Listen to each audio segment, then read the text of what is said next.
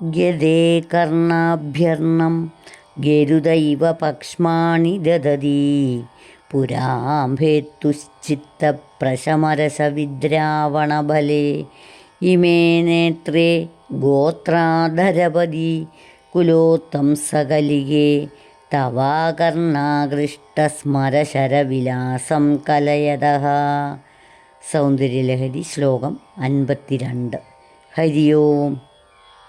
ദേവീരൂപവർണ്ണനയാണ് ഈ ശ്ലോകത്തിൽ. ദേവിയുടെ നോട്ടങ്ങളുടെ സൗന്ദര്യമഹിമ വർണ്ണിക്കുന്നു.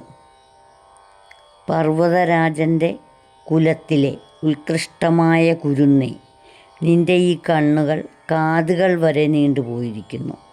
ബാണങ്ങളുടെ വാലറ്റത്തുള്ള ചിറകുപോലെയുള്ള ഇമകളെ ധരിക്കുകയും ചെയ്യുന്നു.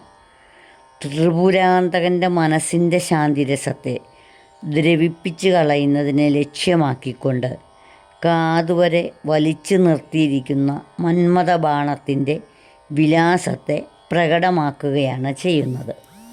ദേവിയുടെ കണ്ണുകൾ നീണ്ടതാണ്.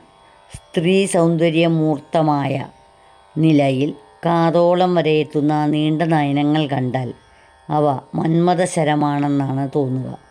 അവിടുത്തെ കൺപീലികൾ ആ മന്മഥ ബാണത്തിനു പിന്നിലെ ചിറകാണെന്നും അവിടുത്തെ നോട്ടമാകുന്ന മന്മഥബാണം ത്രിപുരാന്തകനായ ശിവൻ്റെ ശാന്തരസമകറ്റി പ്രണയപരവശനാക്കാൻ ഉദ്ദേശിച്ചു ഉള്ളതാണെന്നും കവി ഭാവന ചെയ്യുന്നു. ഹരി ഓം.